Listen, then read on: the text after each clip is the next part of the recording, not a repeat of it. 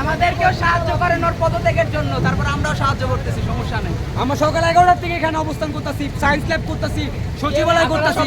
আপনারা তো কেউ আমাদের পাশে নাই। আপনারা সবাই কিন্তু অনলাইনে দেখছেন, তাও যদি আমাদের পক্ষে একটুখানি কথা বলেন না বলেন তাহলে কিভাবে কি বলেন? আপনাদের ছেলে মেয়ের মতো কিন্তু আমরা। আপনাদেরও ছেলে মেয়ে আছে ভাই। আপনাদের ছেলে মেয়ের পরীক্ষা খারাপ হলে আপনাদের খারাপ লাগবে না? সাধারণ জনগণের আমাদেরটা দেখতে হবে। এখানে আন্দোলন হচ্ছে ভাই, আন্দোলনের সময় আপনি একটু বুঝার ট্রাই করেন।